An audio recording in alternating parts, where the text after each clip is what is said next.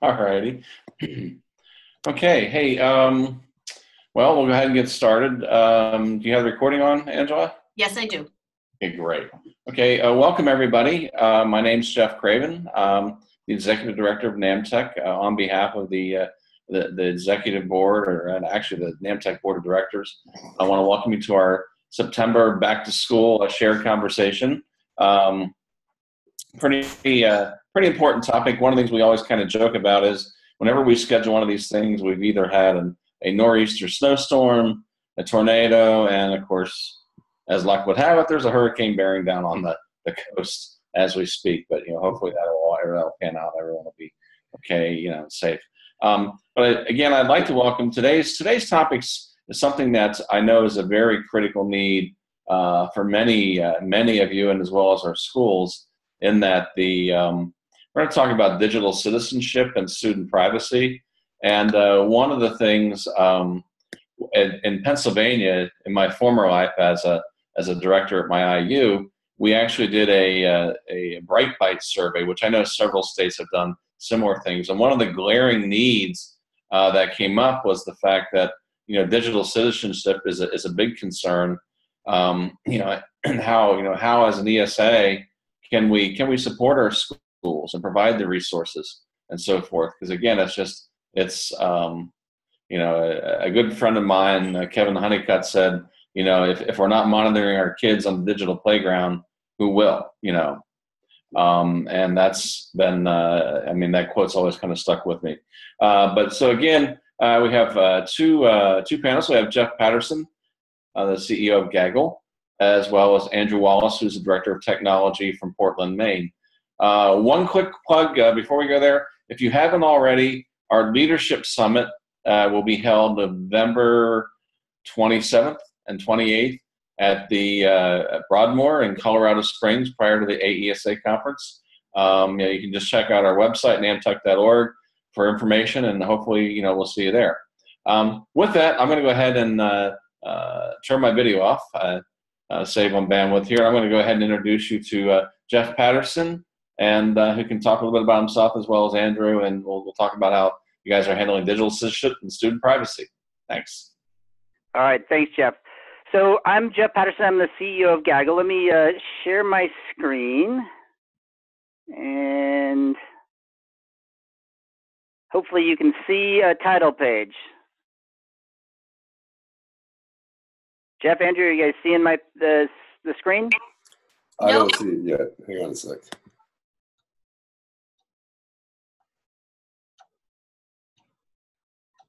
It looks like I have the screen. Ooh. Hold on, let's see. If I...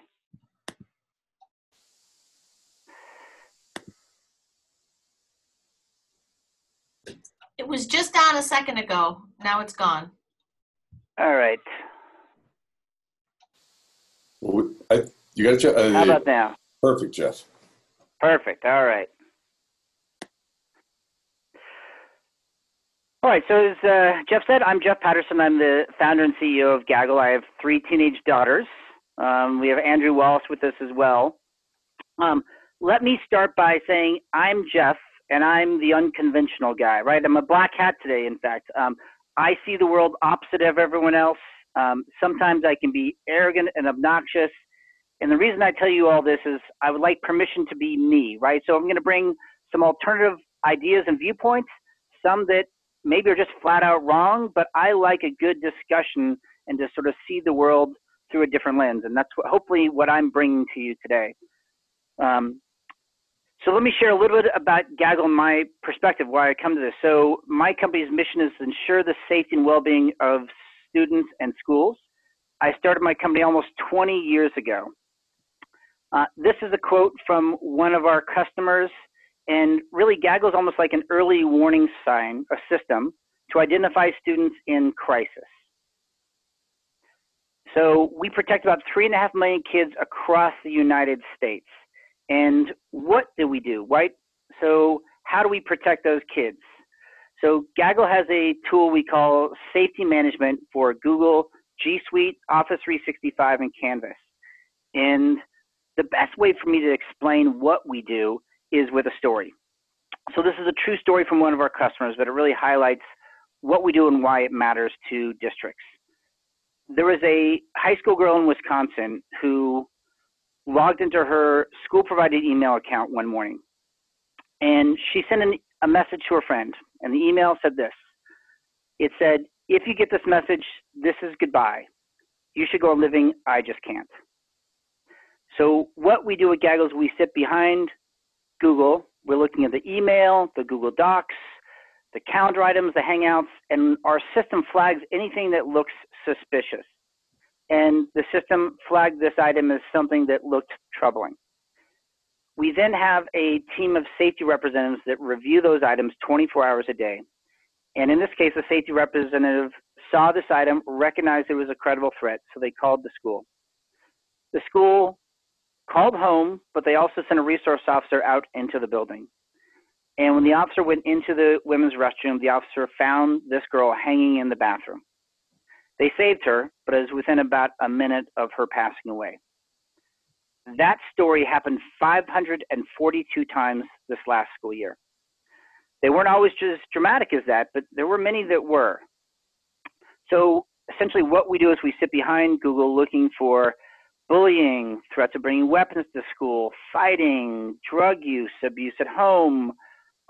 We see lots and lots of self-harm like cutting and lots of suicide intention. And our mission is to identify these kids before some tragedy happens. We also have a cyber tip solution. If you've seen some of the cyber tip phone numbers, ours is a little different. It's integrated into your Google environment or your Office 365 environment, so the kids don't need to remember a phone number. And of course, we've got our trained safety team that works 24/7 reviewing those items as they come in. I want to share a little bit of the results we've seen from the last school year. So last school year, we analyzed 45 million items. Those are items that the system flagged as suspicious. Of those, there were 17,000 where children were identified thinking about suicide. Again, 542 lives saved. We had 240 attempts to bring a weapon to school and 1,700 cases of child pornography. It's probably worth taking a second here and explaining what that is, because child pornography is a troubling trend within our students. Our students are taking inappropriate pictures of themselves and they are uploading it onto the school-provided systems. And some of these are terrible, horrific images, but this speaks directly to digital citizenship in my mind. Kids need to understand the consequences of the things that they're doing. In terms of what we call actionable items, we break those, we're looking at all different types of content, but just to share with you, the majority of the things we see are actually in Google Docs or Office 365 OneDrive files. About 25% are in email, which is always an interesting message that we talk about email being dead for kids, but it's not. And then we break our items into different categories. So this bottom one here is the most serious. We call these possible student situations. That's when the student's an imminent threat. We have questionable content. So this might be a student talking about they were cutting 2 years ago, or maybe they're bullied in junior high, now they're in high school.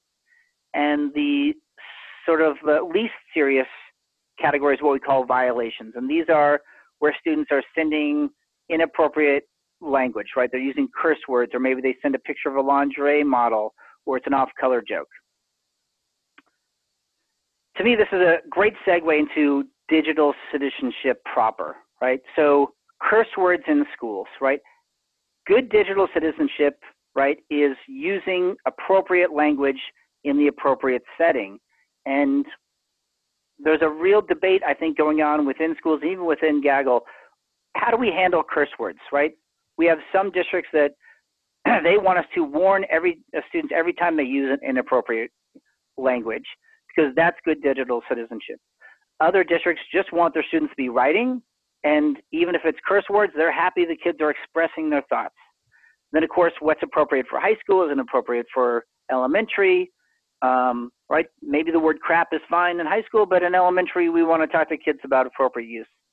And then there's a question of, do we keep warning the students over and over again? and then we're sort of alerting to them the fact that we're monitoring. That's something Andrew and I have talked about many times, and maybe he'll have some thoughts on that later. Digital citizenship.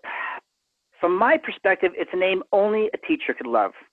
I believe if you use the term digital citizenship with your students, you're going to turn them off of what you have to say for the rest of the class period. So I recommend not using that term. Instead, when we talk to students, I believe we should talk about digital consequences and a digital reputation, right? I think that's a much better message for the students, and I think they can relate to that more effectively. Talking about consequences, right? This is one that I think could be shared in a classroom. Harvard University, let me read this in a second here.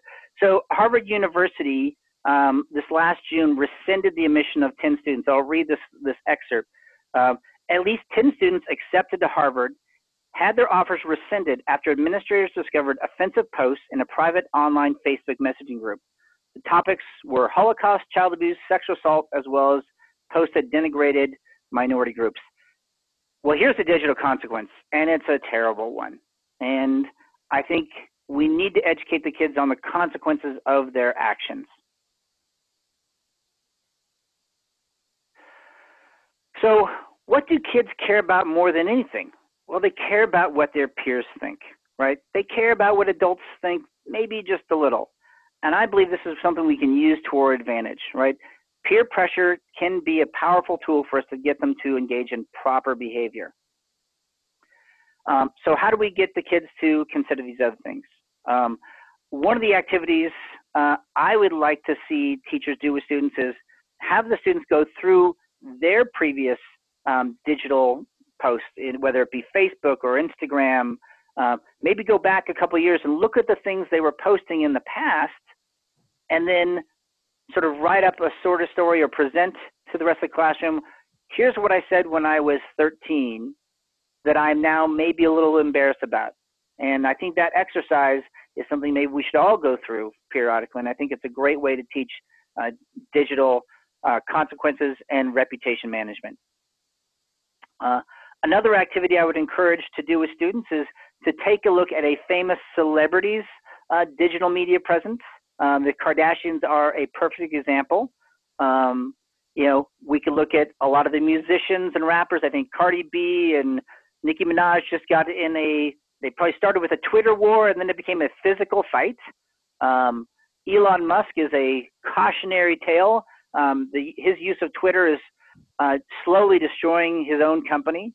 And of course, then our own president is pretty outrageous with some of his digital messaging. And on this side, I called it all the reasons why the posts are stupid, right? And that's a strong word, the S word, if you will. I believe if we want to talk to kids about digital consequences and digital reputation, we have to keep it authentic and talk the way they do. My daughters use that word a lot, and I'm at least glad that that's the S word they're choosing and not others. Some recent headlines I'd like to share, and again, this is something that I think these are great discussions to have with kids. So if you're maybe not aware, but there are tons of YouTube stars with millions of followers, and they are starting to get more and more instances of them getting into trouble. So Logan Paul and PewDiePie, I think PewDiePie is still the #1 subscribed to channel. I think he's about 55 million subscribers worldwide on YouTube. And these stars are getting in their own scandals caused by controversies of the things they say and post. This last one is a really recent one. It's a racism scandal that came from a YouTube beauty queen. Let me go to that slide, see if I can find that note to share. So Laura Lee is a beauty YouTuber who recently had more than 5 million subscribers. But Lee has lost nearly 500,000 of her channel's followers in a week and a half after fans of one of her ex-friends uncovered some old racist and fat-shaming tweets on her account. So something that Laura Lee had posted years ago, maybe she was only a senior in high school, that were offensive, have surfaced, and now she's losing her financial source of income. So again, great story about the tragedy of not managing our digital reputation.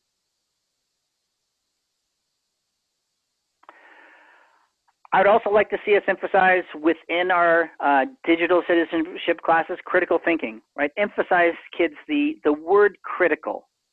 Kids love to criticize adults in the world around them. I say we use this to our advantage.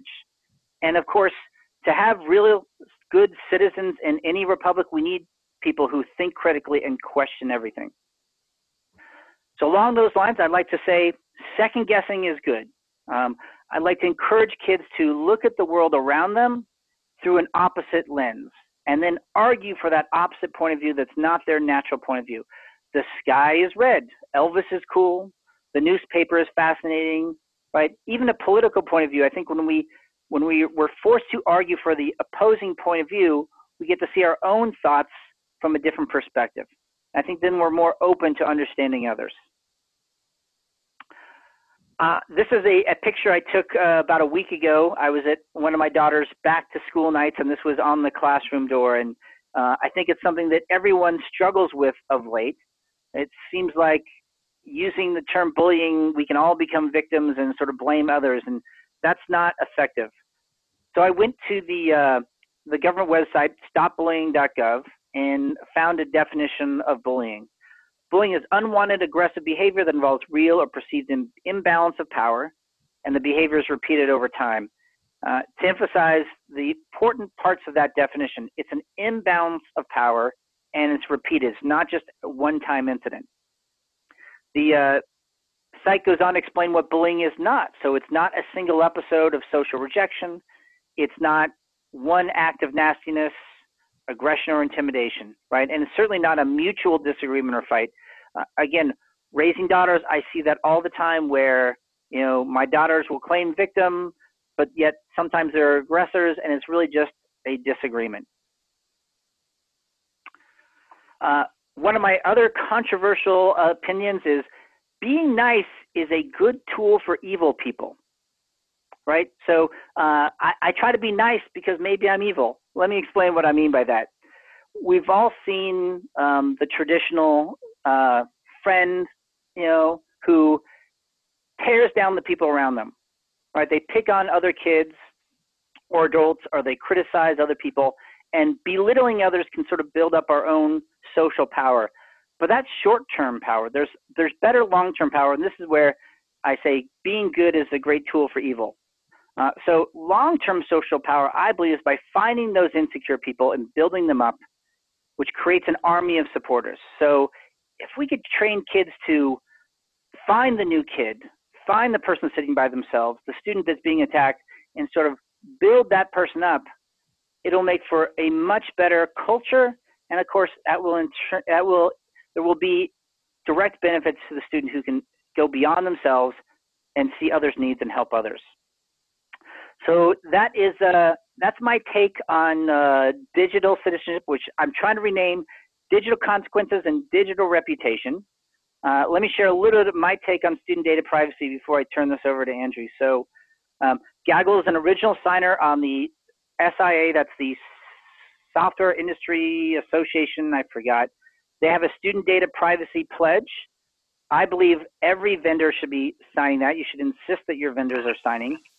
Gaggle also has SOC 2 compliance. That's a data security standard used by the banking industry. What I believe, first of all, it's your data as the school system. That should be clear with any agreement with a vendor. There should be no advertising to kids. There should be no sharing that data without the school district's permission. And vendors should have safeguards in place to protect your data. At the bare minimum, SSL logins, encrypted usernames and passwords. I think, you know, as you work with new and upcoming companies, startups, I think you got to be realistic that they are probably not going to do a good job of protecting your data. Andrew, I think this is you. All right, Jeff. Do you mind handing over the screen? I think. Not at all. Awesome. Thanks. And I'm going to go to my screen, I believe. Where am I? Where is my screen now? I think I just booted you. Did you boot me? Oh, good. Yeah. I am a CEO, so I'm really useless at doing anything. I'm just a figurehead. I love it. I like to do this before any of my presentations. Can you all see that? This is how I elicit sympathy from people who are listening to me. So I'm glad you just want to get that out of the way. All right.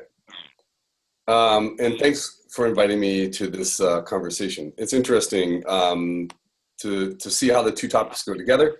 And really, for me, a lot of it is about trust and why we should really care about this sort of stuff. So let me just get this into full screen mode.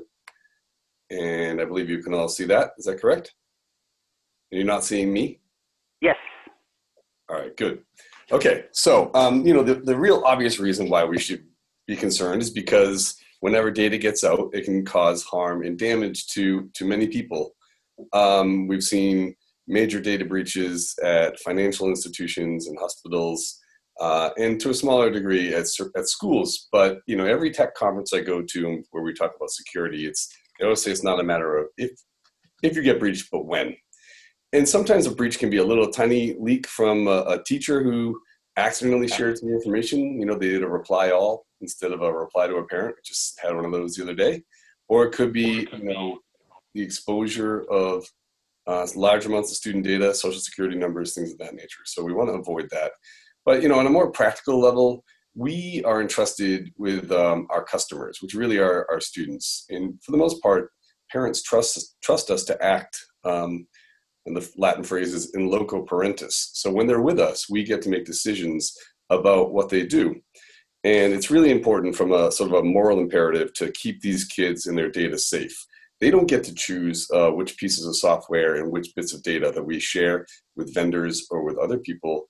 And it's really critical that we sort of think about that. And you should all know that one of the prime targets of identity thieves are young children because they don't yet have a presence. And so this stuff gets stored on the dark web for a long time, and I'm not trying to scare anybody, but we got to be very cognizant that some people say, well, why would you care? Or why would anybody want information on a 13-year-old? Well, that's a good reason for it, because they don't yet have a history. And the last one really is the one that I focus on the most. And that's what I see as an anti-technology backlash. It's hard to not turn on the TV or check out a news website without reading some sort of privacy horror story.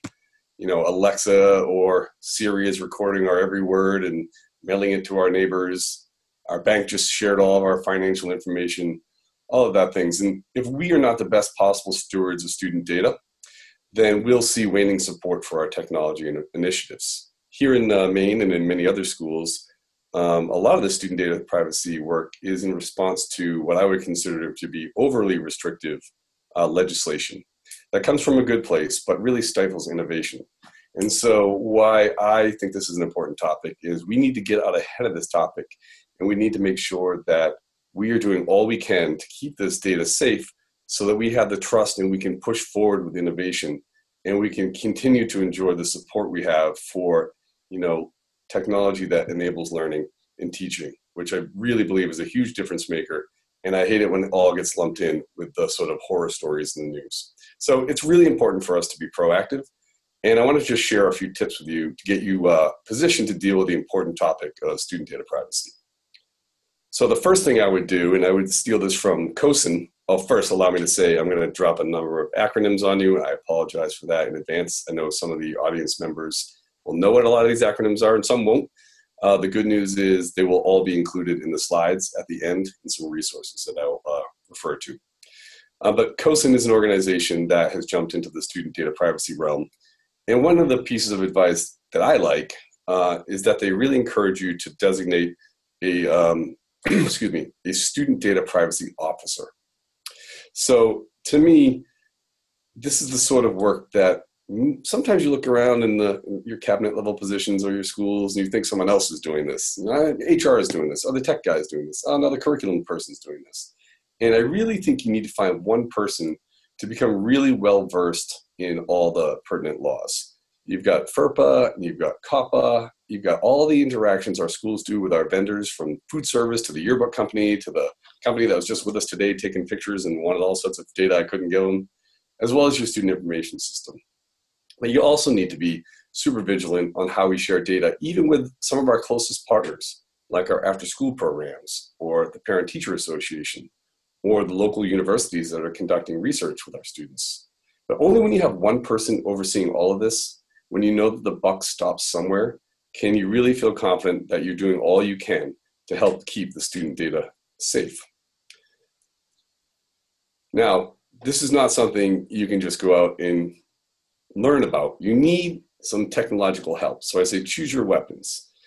If you're running a Google Suite, G Suite, Google Apps for Ed environment, really take a close look at your Google management tools. You might want to consider a whitelisting approach to which apps and add-ons you allow. What this means is some of these app stores or the Play Store allow apps that are fraudulent or not well vetted, and we don't want our teachers necessarily running out and adding every add-on. So you need to really sort of consider locking these things down and doing your research. Have someone who's ready to answer these questions, someone in the tech department typically, who can just do a real basic search on the privacy standards of these companies. So just a Google search half the time will reveal if there's, bad practices involved for the particular vendor. Another approach is using managed Apple IDs. In this fashion, you can really sort of tailor what the kids are using for tools on their Apple products, specifically the iPad. So the school district can provide what they consider to be the essential apps, and then the system is closed to new apps unless you go through some sort of process. And the last one is this sort of a new space, which is software usage analytics tools. Because let's be real, our teachers, even if you have these other tools above, are innovating constantly, and they're adding apps, and they're adding add-ons, and they're directing kids to websites. And we don't know exactly what's going on. And of course, our kids are doing the same thing. They're motivated, they're creative, and they got some extra time on their hands. They're constantly trying new apps and new software and new services. So I've seen sort of an explosion in the marketplace with these tools that can watch what kids are doing, or at least help you find trends on what kids are doing. So, one that comes to mind is Catch On, which is one that was designed to determine your sort of value of your investment when you buy software. Are people really using it? Another one would be something like Securely or GoGuardian, who are interested in more of a filtering process, but wisely they've decided they could leverage the idea that, wow, we're gathering all this data, we could share this, and then schools can know what sites and what tools kids are actually using. That can then tip off the network administrator or the technology leadership to go investigate those tools and see, are they appropriate for the situation? Do they respect student data privacy? So choose your weapons. I think right now Catch On is the one that's getting the most traction. The next step is to, ask or join the experts. There is a government-funded organization called the Privacy Technical Assistance Center, or PTAC. And these are wonderful people out of DC. And they will give you free training on various laws, FERPA, COPA, SOPIPA, all the major laws, mostly around FERPA, however. And they'll look at your policies. They're even vetting websites now, school websites, to see how people are doing with their privacy as well. What I really like about this group is they actually have a telephone number. You can actually pick up a phone, call them, and a human being, yes, a human being, often will answer, and they'll answer your questions in plain language, because sometimes when you're reading these laws, it's hard to interpret what they really mean. So I highly recommend you look into this amazing free resource. We've availed ourselves of their free training. You've also got another group called FERPA Sherpa. Now, this is the product of a woman named Amelia Vance, who is she is the queen of FERPA and the queen of student data privacy, as far as I can tell, or the emperor, whatever she wants to be. I don't mean to make it gender specific. This lady has amazing insights, and her website is super. Now, she is a champion of student data privacy. So you got to keep in mind that she will point out your flaws, and that's not a bad thing, right? So just today, literally today, she published a new document, which is things that parents should be asking their schools about student data privacy. So that is linked in the resources page. You definitely want to check that out, because parents that are reading that might call you up, or your ESA or your school department or your district, and find out, some questions that are pretty tough, and you don't want to be caught flat-footed not knowing the answers to some of them. And the last one is the Student Data Privacy Consortium. And this group is really built around the notion of writing contracts.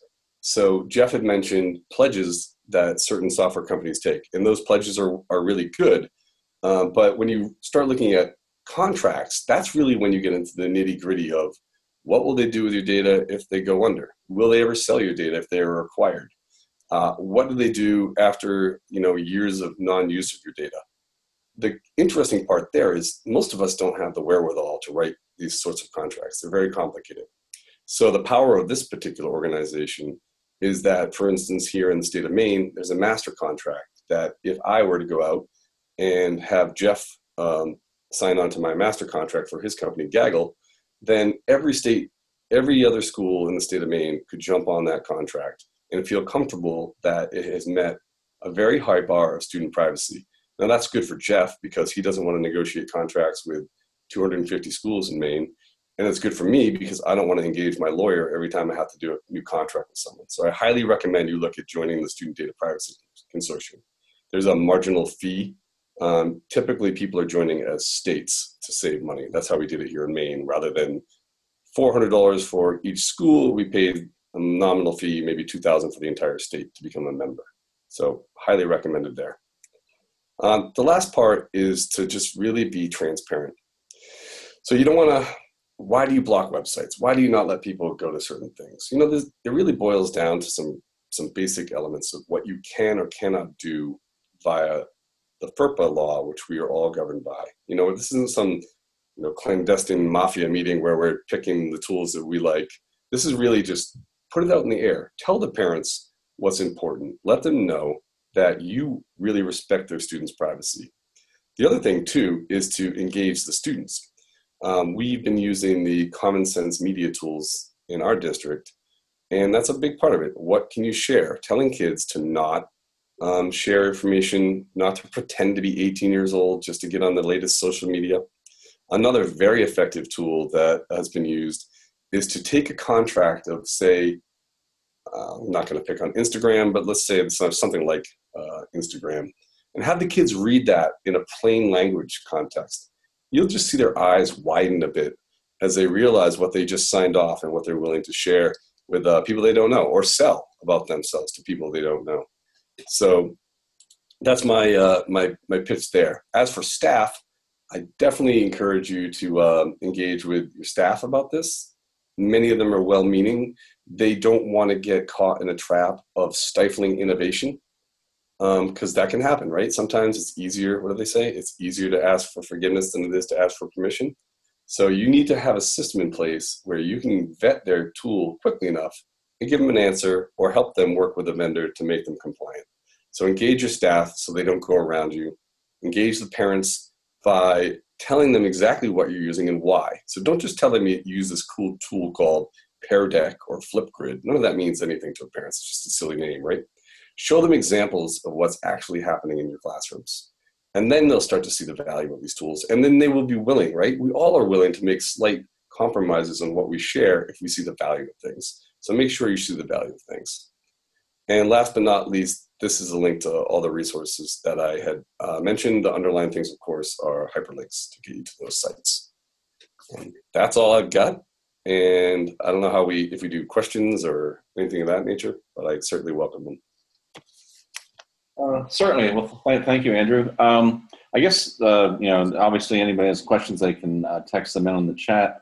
I guess some of the things is, I know that, we kind of talked about the whole digital citizenship. And if I remember right, at one time there was actually software that would encourage sharing, via social media or establishing, accounts and so forth with that. Are you running into that into your schools, and how are you dealing with that?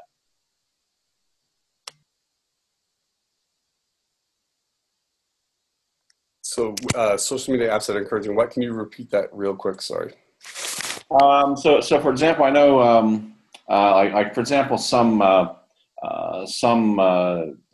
software, multimedia software, instructional software will have things where kids can share their results with their peers, that kind of thing. It almost establishes their own kind of social community and things like that.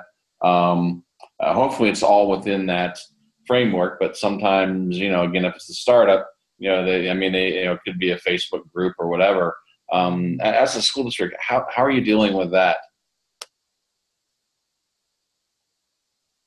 Well, it's interesting to so I would say I'm not terribly interested in stifling what would you say? They consent to that situation, right? So it's interesting what Jeff was saying about earlier about we don't have to like each other. That's not a big deal to not like each other. It's kind of normal in life. And that people will elect to use social media in ways that we had not intended or thought that they might do that. I'm of the mindset that if it's, consensual and respectful of one another and not terribly exclusive, then I try not to get in the way of those things. We have found that sometimes when you start shutting down the more normal things, the kids go to darker places. They go to places that we've never heard of before. So sometimes I like the daylight of seeing what they're doing. If they're engaging in typical social media behavior, you can often, as an adult, discern what's happening and get a sort of glimpse into the culture and what you might want to be concerned of. So I'm of the mindset that let them use the tools as long as they're being respectful for the most part and safe, rather than pushing them further away or invading their space by being in those tools all the time. Do you guys do any type of ongoing training or like assemblies or days? Do you have any built in your curriculum where the students that actually go through like a digital citizenship, or do you do any type of activities like that throughout the year? Yeah, we'll periodically have guest speakers come in. But what's interesting to me is, so I've always, as a technology integrator, or a person who believes in integrated technology, I've found that I used to always say, well, it's got to be integrated into the curriculum, and it's got to, it's everyone's responsibility. And I definitely fundamentally believe that. But I also know that digital citizenship and digital literacy are too important right now to just hope that teachers are going to get to that part. They've got a lot of things that they have to assess and teach. And so we now actually have a mandatory course that is just on digital literacy, digital citizenship, required for all of our students at the 6th grade. And then we do push into health because, in my opinion, digital reputation is really about career preparedness and about health and social emotional well-being. So I think health is the right spot to push in at the high school level. And then at the lower levels, we do digital citizenship with kids all the time. Mostly around the Common Sense Media framework, but recently we've been exploring the Be Internet Awesome that just came out from Google about a year ago. Great, thanks. Jeff Patterson, just a real quick question for you, and I'm sorry, if anyone else has questions, please jump in. This is just a fascinating topic and one that, is really, was always important to me, when I was at my ESA. What do you foresee as one of the biggest, I'm gonna mute my audio. I'm gonna stop my video, sorry.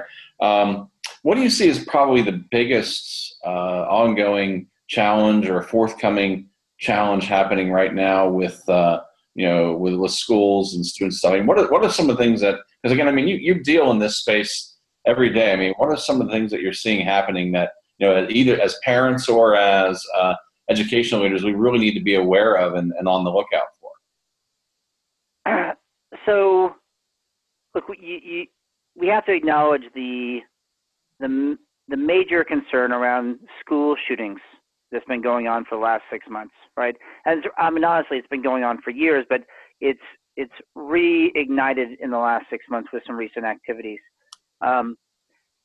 I'll point back to the U.S. Secret Service did a report.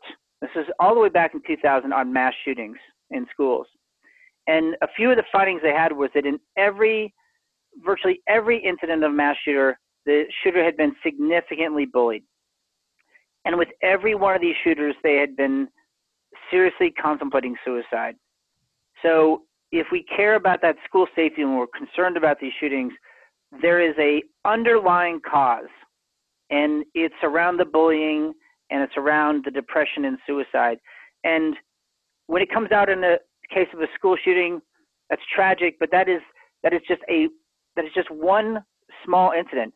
There are thousands and thousands of kids that are really feeling stressed and depressed and being bullied. And I think we need to address the root cause of these issues.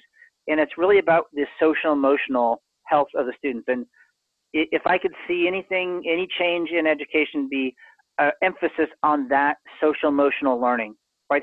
How to understand conflict, how to resolve conflict, right? How to understand your own body and the feelings of stress, right? And how to look beyond the pain you have at this moment to look to the possibilities of the future. That's where I would like to see things go. And that is the major issue that we as a society and as school districts need to start thinking more about. Amen. Very. I'm going to try, does any of our participants have any questions for our guests? I don't know, Angela, if you had any questions for after. Jeff, I have a short story. We've been working with the superintendent for Newtown schools in Connecticut, the former. He's since resigned, but he was the superintendent during and after the Newtown shootings, the Sandy Hook shootings. And he shared with me something about the shooter in that case. There have been lots of incidents, lots of moments in time where people recognized this young man as being troubled and needing help. And Joe Arardi shared with me that afterwards, he started what he called the Superintendent's Reading Group. And he said, if you were invited to the Superintendent's Reading Group, it's not really because you needed help with reading. It's because you needed an adult to pay attention and care.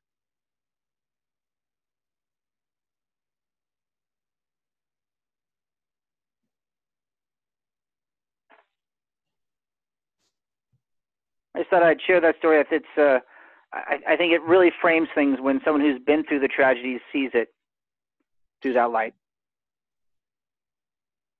Definitely. It really works toward the social emotional learning aspect that we really have to bring back into our schools and to really work on. Yeah, I mean, when I was a kid, I mean, you went to school. If you didn't like the other kid, you went on the playground and you duked it out, and then either got detention or then you went and made up and played ball or whatever together. I mean, it's just amazing how that's. I mean, I guess that's. Yeah, it's interesting though, right? It never ends. You don't, like you said, though, we would go home, go to your house, but yet it follows you everywhere you go. So if you're being bullied, you're constantly getting updates. You're always connected, right? We feel like that in our work lives. We're far too connected. We can't get away. Can you imagine what kids feel like with all the devices they have and the permanence, of some of these things that we think are temporary? It's very challenging. I'm certain of it for a lot of kids. Yeah, very true. Very true. Okay, do we have you see any questions, Angela, from anybody or? Oh, I don't have any questions. Okay. I told people to ask questions either through chat or Q&A, and I don't have any, so. Okay. Andrew, someone was recently pointing out EverFi's sort of digital citizenship curriculum. Have you looked at others besides Common Sense? We partner with Common Sense, and they've got great material. Have you looked at others? Yeah, we definitely looked at Be-Internet. Awesome. There's another one which is not as commonly used. It's from the FCC, which is kind of an odd place, but the Federal Communications Commission has a digital citizenship curriculum, which has a sort of a different angle to it. While we like a lot of them, we found that not any one is sufficient. So we're constantly remixing pieces from here, pieces from there, and actually haven't really checked out the EverFi yet. We've got, we teach this class in conjunction, which I think is a great pairing. We have one of our technologists teach it in conjunction with a teacher librarian. So they can also do evaluating the validity of resources on the internet, looking for bias, as well as how to find information. So we kind of try to blend it all together. And the other thing too at the higher level is we do a lot of encouraging social media use. Like one of the things I do when we hire someone is look them up on the web. And when I don't see anything, that's usually that's not a good thing. And so we teach our kids to, start building their portfolio. It's not what's not out there about you. It's really, and Jeff Craven had mentioned Kevin Honeycutt, and he's right on with that stuff. And that's one of his messages too. You should be proud of what comes up when people search for you, not try to hide your presence from the world. It's a chance to define yourself.